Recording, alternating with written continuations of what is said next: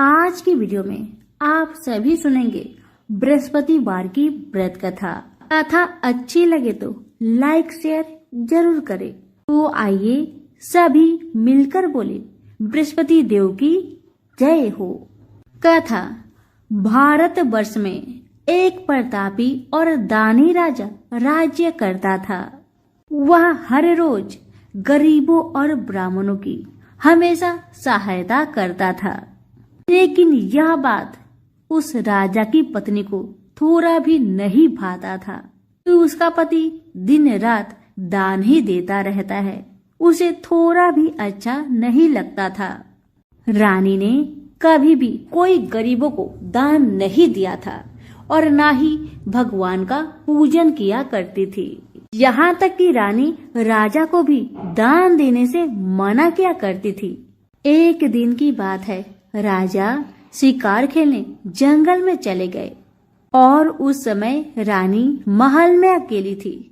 उसी समय बृहस्पति देव साधु का भेष धारण करके राजा के महल में भिक्षा लेने गए। साधु महाराज ने रानी से भिक्षा मांगी, लेकिन रानी ने इनकार कर दिया और कहा, हे साधु महाराज, मैं तो इस दान पुण्य से बहुत तंग आ गई हूँ। मेरा पति तो सारा धन लुटाते रहता है। मेरी इच्छा बस यही है कि मेरा सारा धन नष्ट हो जाए। ना रहेगी धन और ना मेरे पति इन धनों को लुटा सकेंगे। ना रहेगी बांस और ना बजेगी बांसुरी। यही मेरी इच्छा है। रानी के बातों को सुनकर साधु महाराज बड़ा आश्चर्य में पड़ गए। उन्होंने कहा, देवी, तुम तो बड़ी विचित्र हो। धन दौलत संतान तो सभी चाहते हैं। पुत्र और लक्ष्मी तो पापी के घर में भी होनी चाहिए। यदि तुम्हारे पास अधिक धन है तो भूखों को भोजन खिलाओ, प्यासे के लिए पियाओ बनवाओ, मुसाफिरों के लिए धर्मशालाएं खुलवाओ। जो निर्धन है अपनी कुंवारी कन्याओं का विवाह नहीं कर सकते, उनकी मदद करो, उनकी सहायता करो। ऐसे और अनेक काम हैं जिनके करने से तुम्हारा यश लोक परलोक में फैलेगा। परंतु रानी पर उपदेश का कोई प्रभाव न पड़ा। वह बोली, महाराज, आप मुझे कुछ न समझाए। मैं ऐसा धन नहीं चाहती जो हर जगह लुटाती फिरूं, बांटती फिरूं। साधु महाराज ने उत्तर दिया। साधु महाराज ने कहा, यदि तुम्हारी ऐसी इच्छा है तो तुम्हारी इच्छा पूरी होगी। तुम ऐसा करना कि बृहस्पतिवार को घर को लीपकर पीली मिट्टी से अपना सिर को धोकर स्नान करना, भट्टी चढ़ाकर कपड़े धोना। ऐसा करने से तुम्हारा सारा धन नष्ट हो जाएगा। इतना कहकर वह साधु महाराज वहां से अंतर्ध्यान हो गए। साधु महाराज ने जैसा कहा था, रानी ने बिल्कुल वैसा ही किया। केवल 3 बृहस्पतिवार ही बीते थे कि उसकी समस्त धन संपत्ति नष्ट हो गई। भोजन के लिए राजा का परिवार तरसने लगा। इसी तरह से बहुत कष्ट से समय बीतने लगा। तब एक दिन जाकर राजा ने रानी से बोला कि हे रानी, तुम यहीं रहो, मैं कहीं बाहर दूसरे देश में जाता हूँ, क्योंकि यहाँ पर सभी लोग मुझे पहचानते हैं। इसलिए मैं यहाँ पर कोई छोटा मोटा काम नहीं कर सकता। ऐसा कहकर राजा प्रदेश चला गया। वहां जाकर जंगल से लकड़ी काट कर लाता और शहर में बेचा करता था। इसी तरह से अपना जीवन व्यतीत करने लगा। इधर राजा के प्रदेश जाते ही रानी और दासी दोनों दुखी रहने लगे।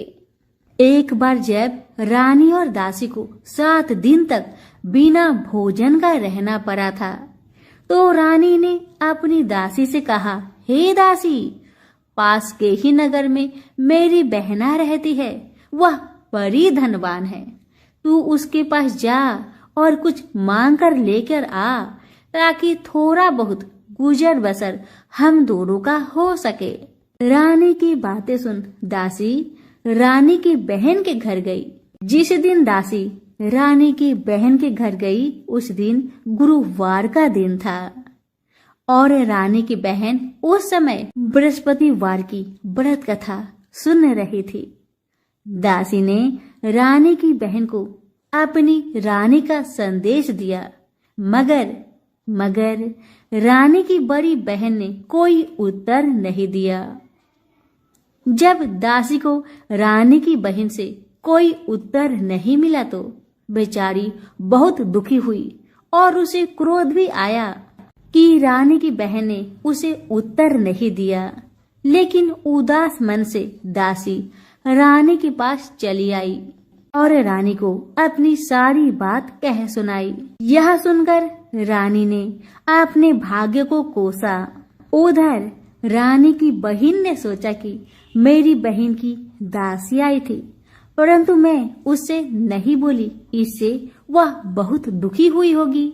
यह सोचकर बेचारी कथा सुनकर और पूजन समाप्त करके वह अपनी बहन के घर आई और कहने लगी, ए बहन, मैं बृहस्पतिवार का व्रत कर रही थी। तुम्हारी दासी मेरे घर आई थी परंतु जब तक कथा होती है तब तक ना तो उठते हैं और ना ही बोलते हैं, इसलिए मैं कुछ नहीं बोली। कहो दासी क्यों आई थी? दासी ने कुछ नहीं कहा मगर रानी बोली, बहन तुमसे क्या छिपाऊं, हमारे घर में खाने तक को अनाज नहीं था। ऐसा कहते कहते रानी की आंखें भर आई। उसने दासी समेत पिछले 7 दिनों से भूखे रहने तक की बात अपनी बहन को विस्तार पूर्वक कह सुनाई। रानी की बात सुनकर रानी की बहन ने कहा, देखो बहन, भगवान बृहस्पति देव सबकी मनोकामना को पूर्ण करते हैं। देखो शायद तुम्हारे घर में कहीं अनाज रखा हो। पहले तो रानी को इस बात का थोड़ा भी भरोसा नहीं हुआ पर बहन के आग्रह करने पर उसने अपनी दासी को घर के अंदर भेजा तो सचमुच अनाज से भरा एक घड़ा मिल गया। यह देखकर दासी को बड़ा हैरानी हुई। अब दासी कहने लगी रानी से, हे रानी, जब हमको भोजन नहीं मिलता तब हम क्या करते थे? व्रत ही तो करते थे। इसलिए क्यों ना इनसे व्रत की कथा और विधि पूछ ली जाए ताकि हम भी व्रत कर सके। दासी की बात मानकर रानी ने अपने बहन से बृहस्पतिवार की व्रत के बारे में पूछा। उसकी बहन ने बताया, बहन, बृहस्पतिवार के व्रत में चने की दाल और मुनक्का से विष्णु भगवान का केले के जड़ में पूजन करे और दीपक जलाए और कथा भी सुने और पीला भोजन ही करना चाहिए। इससे बृहस्पति देव प्रसन्न होते हैं। व्रत का पूजन और विधि बताकर रानी की बहन अपने घर को लौट आई। जब 7 दिन के बाद गुरुवार आया तो रानी और दासी ने गुरुवार का व्रत रखा। घुड़सार में जाकर चना और गुड़ लेकर आई, फिर उससे केले की जड़ में तथा विष्णु भगवान का पूजन किया। पर अब परेशानी यह थी कि पीला भोजन कहाँ से आए। इस बात को लेकर दोनों बहुत दुखी थे। चूंकि उन्होंने व्रत रखा था इसलिए बृहस्पति देव उनसे प्रसन्न थे, इसलिए वे ही एक साधु महाराज का रूप धारण करके 2 थालों में सुंदर पीला भोजन दासी को दे आए। भोजन पाकर दासी बहुत प्रसन्न हुई और फिर रानी के साथ मिलकर भोजन ग्रहण किया और उसके बाद वे सभी गुरुवार को व्रत और पूजन करने लगी। बृहस्पति भगवान की कृपा से उनके पास फिर से धन संपत्ति आ गई, परंतु रानी फिर से पहले की तरह आलस्य करने लगी। तब दासी बोली, देखो रानी, तुम पहले भी इस प्रकार आलस्य करती थी। तुम्हें धन रखने में कष्ट होता था, इस कारण तुम्हारा सभी धन नष्ट हो गया और अब जब भगवान बृहस्पति की कृपा से धन मिला है तो तुम्हें फिर से आलस्य होता है। रानी को समझाते हुए दासी कहती है कि बड़ी मुसीबतों के बाद हमने यह धन पाया है, अब हमें इसलिए दान पुण्य करना चाहिए, भूखे मनुष्य को भोजन कराना चाहिए और धन को शुभ कार्यों में खर्च करना चाहिए, जिससे तुम्हारे कुल का यश बढ़ेगा, स्वर्ग की प्राप्ति होगी और पितर प्रसन्न होंगे। दासी की बात मानकर रानी अपना धन शुभ कार्य में खर्च करने लगी, जिससे पूरे नगर में रानी का यश फलने लगा। बृहस्पतिवार व्रत कथा के बाद श्रद्धा के साथ आरती की जानी चाहिए। इसके बाद प्रसाद बांटकर उसे ग्रहण करना चाहिए। एक दिन राजा दुखी होकर जंगल में एक पेड़ के नीचे आसन जमाकर बैठ गया। वह अपनी दशा को याद करके व्याकुल होने लगा। बृहस्पतिवार का दिन था। एकाएक उसने देखा कि निर्जन वन में एक साधु महाराज प्रकट हुए। वह साधु वेश में स्वयं बृहस्पति देव थे।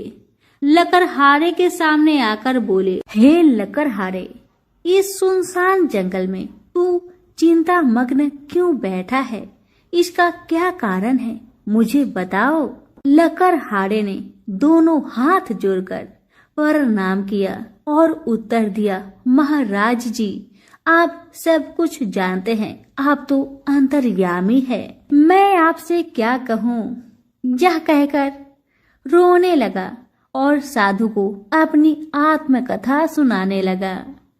महाराज जी ने कहा, तुम्हारी स्त्री ने बृहस्पतिवार के दिन बृहस्पति भगवान का निरादर किया है, जिसके कारण रुष्ट होकर उन्होंने तुम्हारी यह दशा कर दी। अब तुम चिंता को दूर करके मेरे कहने पर चलो तो तुम्हारे सब कष्ट दूर हो जाएंगे और भगवान पहले से भी अधिक संपत्ति देंगे। तुम बृहस्पति के दिन कथा किया करो। 2 पैसे के चने मुनक्का लाकर उनका प्रसाद बनाओ और शुद्ध जल से लोटे में शक्कर मिलाकर अमृत तैयार करो। कथा के पश्चात अपने सारे परिवार और सुनने वाले प्रेमियों में अमृत व प्रसाद बांटकर आप भी ग्रहण करो। ऐसा करने से भगवान तुम्हारी सब मनोकामनाएं पूरी करेंगे। साधु महाराज के ऐसे वचन सुनकर लकड़हारा बोला, हे प्रभु, मुझे लकड़ी बेचकर इतना पैसा नहीं मिलता जिससे मैं भोजन के उपरांत कुछ भी बचा सकूं। मैंने रात्रि में सपने में अपनी स्त्री को व्याकुल देखा है। मेरे पास कुछ भी नहीं जिससे मैं उसकी खबर मंगा सकूं। साधु ने कहा, हे लकड़हारे, तुम किसी बात की चिंता मत करो। बृहस्पति के दिन तुम रोजाना की तरह लकड़ियां लेकर शहर को जाओ। तुमको रोज से दुगुना धन प्राप्त होगा, जिससे तुम भली भांति भोजन कर लोगे तथा बृहस्पति भगवान की पूजा का सामान भी आ जाएगा। इतना कहकर साधु महाराज अंतर ध्यान हो गए। धीरे धीरे समय बीतने लगा, पर फिर वही बृहस्पतिवार का दिन आया। लकड़हारा जंगल से लकड़ी काटकर किसी शहर में बेचने गया। उसे उस दिन से और दिन से अधिक पैसा मिला। राजा ने चना गुड़ आदि लाकर गुरुवार का व्रत किया। उस दिन से उसके सभी कलेश दूर हुए। परंतु जब दोबारा गुरुवार का दिन आया तो बृहस्पतिवार का व्रत करना भूल गया। इस कारण बृहस्पति भगवान नाराज हो गए। उस दिन उस नगर के राजा ने विशाल यज्ञ का आयोजन किया तथा शहर में यह घोषणा करा दी कि कोई भी मनुष्य अपने घर में भोजन न बनाए, न आग जलाए। समस्त जनता मेरे यहाँ भोजन करने आए। इस आज्ञा को जो नहीं मानेगा उसे फांसी की सजा दी जाएगी। इस तरह की घोषणा संपूर्ण नगर में करवा दी गई। राजा की आज्ञा अनुसार शहर के सभी लोग भोजन करने गए, लेकिन लकड़हारा कुछ देर से पहुंचा, इसलिए राजा उसको अपने साथ घर ले गए और ले जाकर भोजन कराया। तो रानी की दृष्टि उस खूंटी पर पड़ी जिस पर उसका हार लटका हुआ था। वह वहां पर दिखाई नहीं दिया। राजा ने निश्चय किया कि मेरा हार इस मनुष्य ने चुरा लिया है।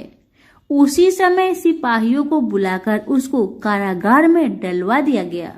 जब लकड़हारा कारागार में पड़ गया और बहुत दुखी होकर विचार करने लगा कि न जाने कौन से पूर्व जन्म के कर्म से मुझे यह दुख प्राप्त हो रहा है, और उसी साधु को याद करने लगा जो जंगल में मिला था। उसी समय तत्काल बृहस्पति देव साधु के रूप में प्रकट हुए और उसकी दशा को देखकर कहने लगे, अरे मूर्ख, तूने बृहस्पति देव की कथा नहीं करी, इस कारण तुझे दुख प्राप्त हुआ है। अब चिंता मत कर, बृहस्पतिवार के दिन कारागार के दरवाजे पर तुझे 4 पैसे पड़े मिलेंगे। उनसे तू बृहस्पति देव की पूजा करना, तेरे सभी कष्ट दूर हो जाएंगे। बृहस्पतिवार के दिन उसे 4 पैसे मिले, जैसे साधु महाराज ने बताया था। तब लकड़हारे ने उन पैसे से बृहस्पति देव की पूजन की और कथा कही।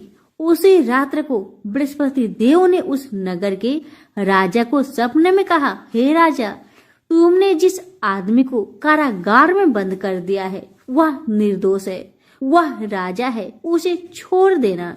रानी का हार उसी खूंटी पर लटका है, अगर तू ऐसा नहीं करेगा तो तेरा सारा राज्य को मैं नष्ट कर दूंगा। इस तरह रात्रि के सपनों को देखकर राजा प्रातःकाल उठा और खूंटी पर हार देखकर लकड़हारे को बुलाकर क्षमा मांगी तथा लकड़हारे को योग सुंदर वस्त्र आभूषण देकर विदा कर दिया। बृहस्पति देव की आज्ञा अनुसार लकड़हारा अपने नगर को चल दिया। राजा जब अपने नगर के निकट पहुंचा तो उसे बड़ा आश्चर्य हुआ। नगर में पहले से अधिक बाग, तालाब, कुएं तथा बहुत सी धर्मशाला, मंदिर बन गई है। राजा ने पूछा, यह किसका बाग और धर्मशाला है? तब नगर के सब लोग कहने लगे, यह सब रानी और बांदी के है। तो राजा बहुत आश्चर्य हुआ और गुस्सा भी आया, ये सोचकर कि इतना धन दौलत कहाँ से आया मेरी गैर हाजिरी में। जब रानी ने यह खबर सुना कि राजा आ रहे हैं तो उन्होंने बांदी से कहा कि हे दासी, देख, राजा हमको कितनी बुरी हालत में छोड़कर गए थे। हमारी ऐसी हालत देखकर वह लौट न जाए, इसलिए तू दरवाजे पर खड़ी हो जा। आज्ञा अनुसार दासी दरवाजे पर खड़ी हो गई। राजा आए तो दासी ने उन्हें अपने साथ लेकर आई। तब राजा ने क्रोध करके अपनी रानी से पूछा कि यह धन तुम्हें कैसे प्राप्त हुआ? तब उन्होंने कहा, हमें ये सब धन बृहस्पति देव के इस व्रत के प्रभाव से प्राप्त हुआ है।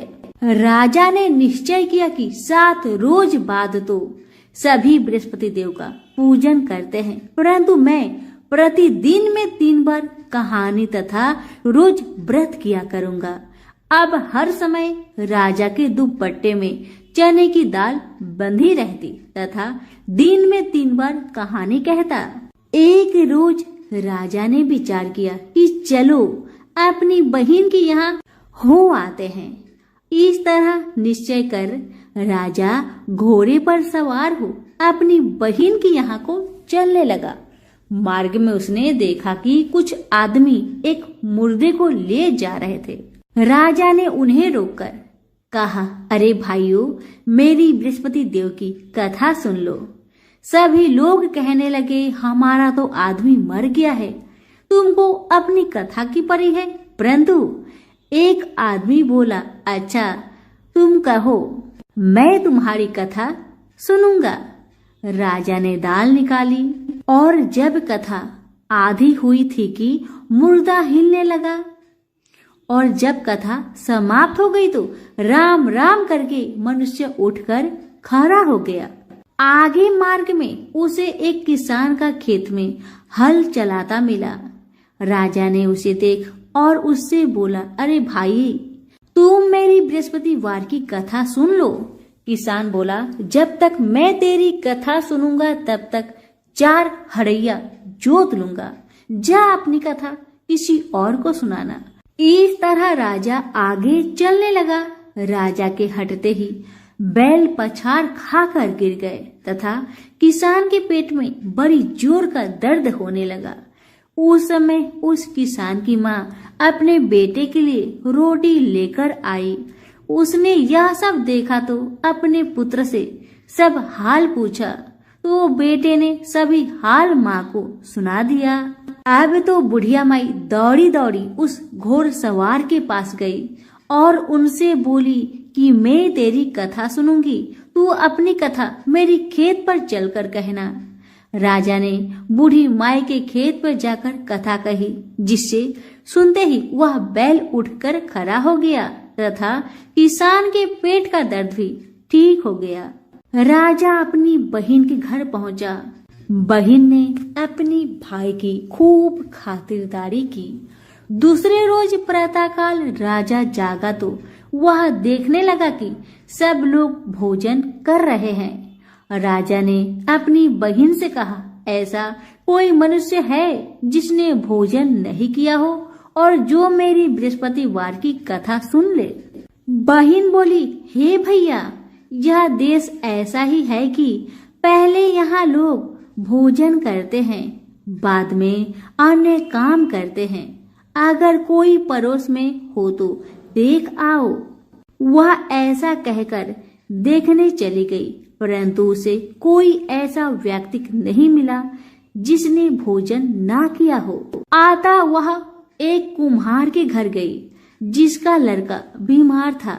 उसे मालूम हुआ कि उनके यहाँ 3 रोज से किसी ने भोजन नहीं किया है। रानी ने अपने भाई की कथा सुनने के लिए कुम्हार से कहा। वह तैयार हो गया। राजा ने जाकर बृहस्पतिवार की कथा कही, जिसको सुनकर उसका लड़का ठीक हो गया। अब तो राजा की प्रशंसा होने लगी। एक रोज राजा ने अपनी बहन से कहा कि हे बहन, हम अपने घर को जाएंगे, तुम भी तैयार हो जाओ। राजा की बहन ने अपनी सास से कहा। सासू माँ ने कहा, हाँ चली जाओ, परंतु अपने लड़के को मत ले जाना, क्योंकि तेरा भाई का कोई औलाद नहीं है। बहन ने अपने भैया से कहा, हे भैया, मैं तो चलूंगी पर कोई बालक नहीं जाएगा। राजा बोला, जब कोई बालक नहीं चलेगा तब तुम ही क्या करोगी जाके।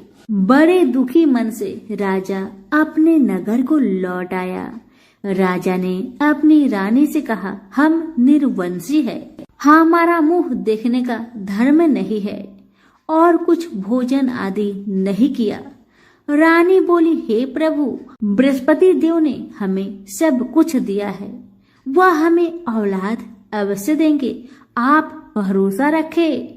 उसी रात को बृहस्पति देव ने राजा से सपने में कहा, हे राजा, उठ, तुम सभी सोच को त्याग दे, तेरी रानी गर्भ से है। राजा यह बात सुनकर बड़े प्रसन्न हुए। रानी के गर्भ से 9वें महीने में एक सुंदर पुत्र ने जन्म लिया। तब राजा बोला, हे रानी, स्त्री बिना भोजन के रह सकती है, पर बिना कहे नहीं रह सकती। जब मेरी बहन आए तुम मुझसे कुछ मत कहना। रानी ने सुनकर हाँ कर दिया। जब राजा की बहन ने यह शुभ समाचार सुना तो बहुत प्रसन्न हुई तथा बधाई लेकर अपने भाई के यहाँ आई। तभी रानी ने कहा, घोड़ा चढ़कर तो नहीं आई, गधा चढ़ी आई। रानी की यह बात सुन राजा की बहन बोली, भाभी, मैं इस प्रकार न कहती तो तुम्हें औलाद कैसे मिलती। बृहस्पति देव ऐसे ही हैं, जैसी जिसकी मन में कामनाएं हैं सभी को पूर्ण करते हैं। जो सद्भावना पूर्वक बृहस्पतिवार का व्रत करता है एवं कथा पढ़ता है अथवा सुनता है या दूसरों को सुनाता है, बृहस्पति देव उसकी सभी मनोकामना पूर्ण करते हैं और भगवान बृहस्पति देव सबकी सदैव रक्षा करते हैं।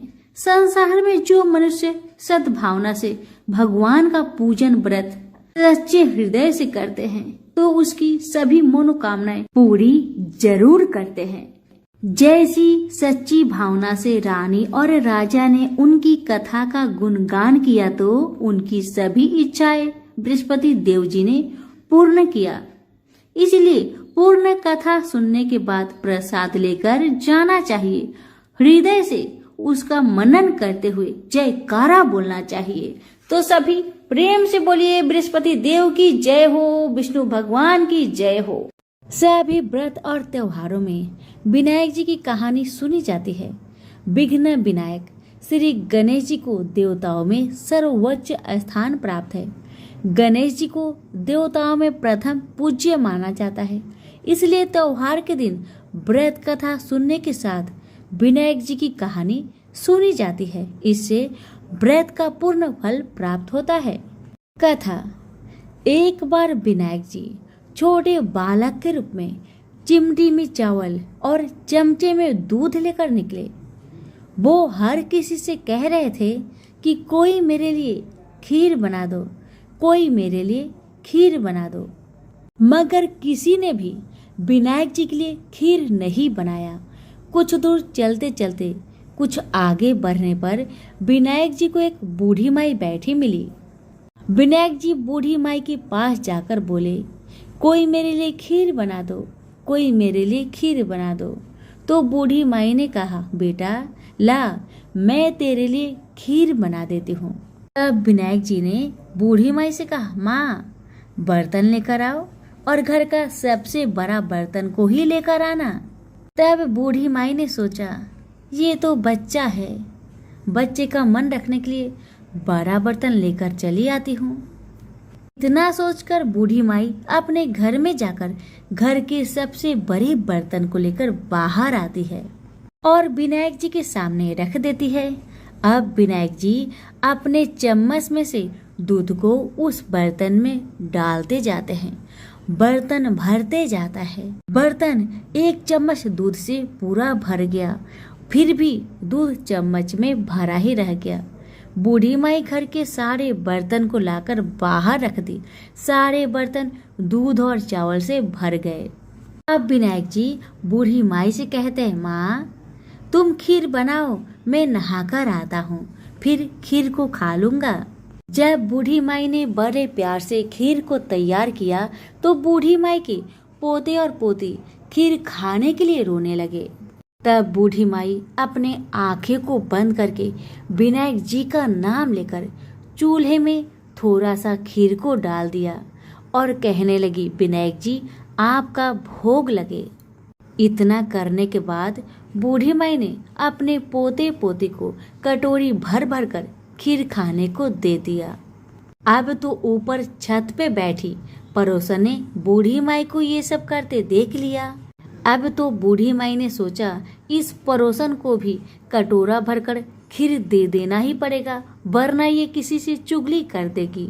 इतना सोचकर बूढ़ी माई ने उसे भी एक कटोरा खीर हाथों में थमा दिया।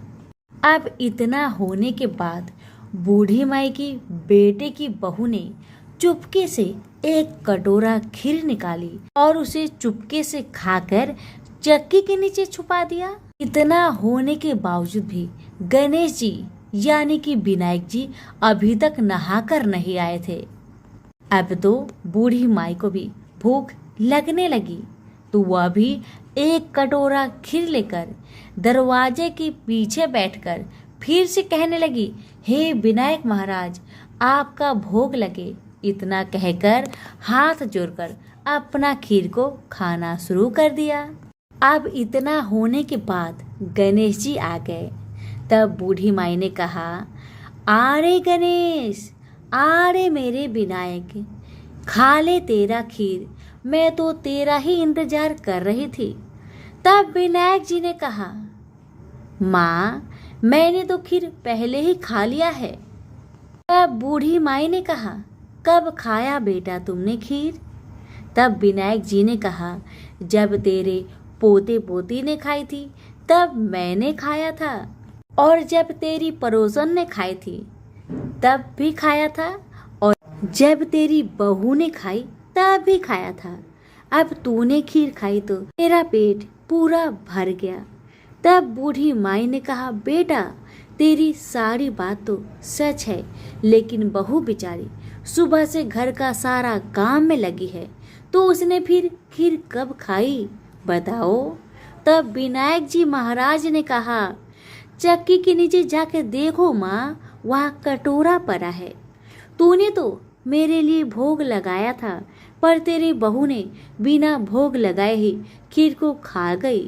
तब बूढ़ी माई ने विनायक जी से कहा, बेटा घर की बात है, घर में रहने दो। अब बताओ कि बची हुई बाकी खीर का मैं क्या करूं? तब विनायक जी ने कहा, नगरी को जिमा दो। बूढ़ी माई ने पूरी नगरी जिमा दी, फिर भी बर्तन खाली नहीं हुआ। जब राजा को यह बात पता चली तो राजा ने बुढ़िया को बुलवाया और कहा, क्या रे बुढ़िया, ऐसा बर्तन तेरे घर में कहाँ से आया? ऐसा बर्तन तो राजा के महल में होना चाहिए। बुढ़िया ने कहा, राजा जी इस बर्तन को आप ही रख लो। राजा जी ने महल में बर्तन को मंगवा लिया, और बर्तन को महल में लाते ही सारे खीर कीड़े मकोड़े बिच्छू ककले बन गए और बहुत दुर्गंध आने लगी। यह देखकर राजा ने बूढ़ी माई से कहा, बुढ़िया अपने बर्तन को तुम वापस ले जाओ, मुझे नहीं चाहिए ऐसे बर्तन। बूढ़ी माई ने कहा, ठीक है महाराज, जैसा आप कहे, लेकिन ये तो बर्तन मुझे मेरे विनायक जी ने दिया है। बुढ़िया माई ने बर्तन वापस लिया। बूढ़ी माई के बर्तन वापस लेते ही फिर से वह बर्तन खीर से भर गया और सुगंधित खुशबू आने लगी। बूढ़ी माई घर आकर विनायक जी से कहने लगी, हे विनायक महाराज, बर्तन में बचे हुए खीर को मैं क्या करूं? तब विनायक जी ने कहा, बची हुई खीर को झोपड़ी के कोने में खरा खोद कर डाल दो। उसी जगह सुबह जब तुम उठकर खोदोगी तो धन के 2 चारे मिलेंगे। ऐसा कहकर विनायक महाराज अंतर ध्यान हो गए, और जाने से पहले विनायक महाराज ने बूढ़ी माई की झोपड़ी में लात मारकर चले गए। वैसे ही बूढ़ी माई की झोपड़ी तो महल में बदल गया। सुबह बहू ने फावड़ा लेकर पूरे घर को खोद डाला, लेकिन कुछ मिला ही नहीं। तो बहू ने सासू माँ से कहने लगी, सासू माँ, तेरे विनायक जी तो झूठे हैं।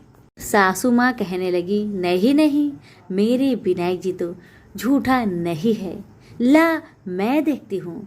बुढ़िया माई ने सुई लेकर खोजने लगी तो टन टन करते 2 धन के चारे निकल आए। तब बहू ने कहा, सासू माँ, तेरे गणेश जी तो साचो है।